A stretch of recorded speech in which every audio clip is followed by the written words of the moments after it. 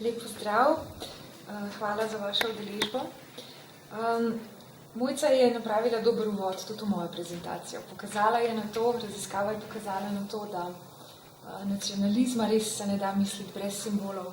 In jaz bom zdaj poskušala sebe in vse vas soočiti s simboli, jezikom, manifestacijami rasizma. Torej v teh 5 evropskih državah, ki sodelujejo v projektu Lighton, kot je že ga omenil, poleg Slovenije, še Italija, Madžarska, Finska in Velika Britanija. Torej, na kratko bom skušala nekako izpostaviti nekatere ključne podobnosti in nacionalne specifike v kontekstu sodobne Evrope. Ko govorim o neorasizmih, uporabljam množino, saj gre za kompleksnost in mnoštvo nekih v bistvu izrazov rasizma. Tak širok spekter, ki vključuje vse od različnih predsodkov, prezira, nadlegovanja, poniževanja, sovraštva, izkoriščanja, seveda tudi eskalacije v nasilje. Omenjeni bilo imamo rasistični diskurs, reprezentacije, simbole, manifestacije, na kar se trenutno jaz osredotočam. Stigmatizacija drugih, sovražni govor, diskriminacija, segregacija in predvsem sistemski rasizem. Čeprav očitne oblike rasnega sovraštva in diskriminacije, kot so na primer tudi fizično nasilje, še vedno vztrajajo, še vedno obstajajo, nam širša opredelitev rasizma v bistvu omogoča razumeti in razkriti bolj prikrite, bolj subtilne vrste tega pojava. Mojca je že načela ravno to. Te novejše oblike rasizma so tako vgrajene v družbene procese in strukture, da jih je v bistvu še toliko težje raziskovati, prepoznati morda in nam zato predstavlja seveda še poseben izziv. Neorasizem je bolj subtilna oblika rasizma. Je tisto, kar ljudem nekako omogoča, da trdijo, da niso rasisti. Še posebej pogost in raziskanje neorasizem v povezavi s sodobnimi migracijskimi politikami, torej odnos med tako imenovanim domačim prebivalstvom in odnos do tako imenovanih priseljencev. Pojem rase, povezan z biologijo, z naravo, pa se tako na ta način nadomesti, kot je Mojca že omenila, s pojmom kulture. Novi rasizem oziroma neorasizem, imenovan tudi kulturni rasizem, ima torej naslednje ključne značilnosti, ki so pred vami. Skratka, namesto hierarhizacije domnevno različnih rasnih skupin, zdaj govorimo o nekih nepremostljivih kulturnih razlikah, govorimo o trkih civilizacij, poslušamo o razločevanju med našo in tujo skupino, ki seveda velja za različne kulture, religije, tradicije, etničnosti, tudi življenjske stile. Skratka, dotika se raznovrstnih manjšin. Tukaj posebno in pomembno vlogo seveda igra zgodovina kolonializma in migracije, zato omogoča to navidezno politično korektnost, o kateri je Mojca govorila, in seveda zanikanje rasizma. Govorimo o rasizmu brez ras, oziroma tudi konec koncev o rasizmu brez rasistov, kajti nihče danes več ni rasist. Prostite, sem šla malo prehitro, ker to ponavadi zašokira. Skratka, poglejmo nekaj simbolov, jezik manifestacij rasizma, tudi bolj plastično. Kaj v bistvu so tiste skupne značilnosti, ki smo jih v našem projektu ugotavljali glede na teh 5 držav, ki sodelujejo v projektu in tudi širše, kajti osredotočali smo se tudi na spletna mesta, tako da, kot vemo, ta so pa že nadnacionalna. Skratka, kaj je tisto, kar nekako se potrjuje, da velja kot širše v smislu značilnosti sodobnih rasizmov. Po eni strani imamo še vedno prisotne te klasične elemente rasizma, ta, ki temelji na ideji rasne superiornosti, ki dehumanizira določene skupine ljudi in jim pridaja celo animalistične značilnosti. To je svetovni javnosti dobro znano preko rasističnih ekscesov, predvsem iz sveta športa, recimo nogometa, kjer to izstopa, še zdaleč pa ne zgolj tam. V naši raziskavi izstopata primera Italije in Madžarske. Italija ima močno prisotne manifestacije takšne vrste rasizma, predvsem v odnosu do afriških priseljencev, pa tudi do političnih osebnosti oziroma tistih civilno-družbenih akterjev, ki zagovarjajo migrantske pravice, odprto družbo, pluralizem, multikulturalizem in tako naprej. Ne. Na sliki je primer italijanske ministrice za integracijo in socialno solidarnost, ki je seveda s Photoshopom narejena v opico. Mislim, da komentar ni potreben. Na Madžarskem pa je zelo poudarjeno antijudovsko in protiromsko rasistično delovanje. Gotovo ste slišali za delovanje rasističnih milic in njihove povezave z neonacistično simboliko. Vse države tudi potrjujejo, jaz bi temu rekla, internacionalizacijo neonacizma. Skratka, nekih ekstremističnih stališč in porast skrajne desnice.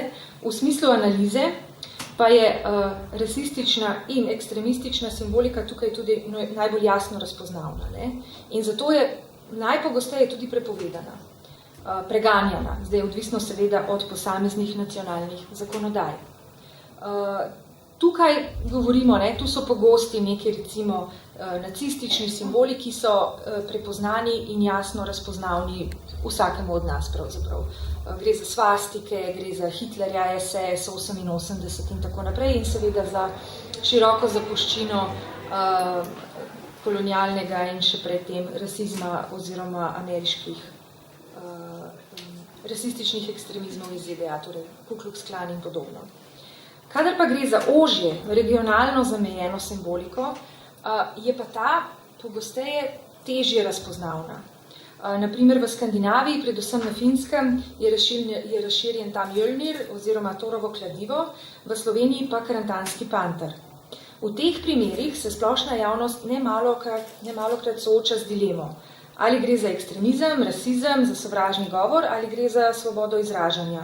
Te dileme recimo zaznamuje tudi naš praktičen primer iz slovenske realnosti, recimo mencanje pri sprejemanju odločitev šolskih oblasti oziroma pristojnih ministrstev o tem, kakšne simbole lahko v šoli nosijo mladi. Ali gre zdaj za zgolj pripadnost nekim subkulturam ali pa gre morda tukaj že za ekstremistične grupacije. Na tem področju torej je splošno neko nepoznavanje te simbolike zelo veliko, zanikanje strani vpletenih pa močno. Sploh kadar določeni mediji, kadar raziskovalci opozarjamo na rasistično kontaminacijo določenih simbolov. Ne? Primeri Slovenije, tole je iz spletnih strani tako imenovanih avtonomnih nacionalistov Slovenije, vprašanje. Ali gre pri simbolu karantanskega panterja, ki sem ga omenila, za rasistični simbol, ali gre za simbol, ki je uporabljen oziroma zlorabljen v kontekstu rasističnega napada na manjšino. Če pogledamo zgolj levi poster oziroma levo brošurico, vidimo, da se zelo jasno in zelo rasistično izražajo proti priseljevanju. Zelo jasno enačijo vse priseljence iz afriškega kontinenta z opicami, medtem ko je na sliki človek iz Evrope seveda v jasni humanoidni silhueti. In ta ista grupacija potem uporablja navidezno nevtralno podobo karantanskega panterja v pač nekem pozivu k temu, to je naše mesto, slovensko mesto.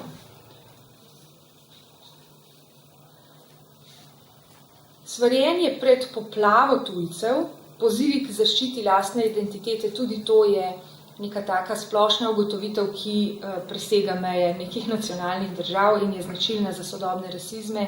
Tu je jezik bogat predvsem z naturalističnimi, biološkimi prispodobami. Recimo govorimo o kontaminaciji, govorimo o čistosti, potrebi po zaščiti naših žensk, naših otrok, pa na drugi strani neka penetracija tujcev, vdor migracij in tako naprej. Tukaj je diskurs bogat z različnimi prispodobami. Islamofobija je seveda eden izmed teh paradigmatičnih, tipičnih primerov konstruiranja raznih črnih scenarijev prihodnosti. Tukaj so še posebej izpostavljeni demografski momenti, torej svarjenje pred neko biološko bombo, reduciranje na stereotipe vsega islama kot fundamentalistične militantne sekte, projekcije rodnosti nepravih, ki naj bi v nekaj letih povsem preplavili starajoče se evropsko prebivalstvo. in s tem povezano seveda spet zahteve po prepovedi migracij in podobno. Priseljenci, manjšine so dojeti kot neke pijavke socialnega sistema, na drugi strani imamo ogroženost domačega prebivalstva.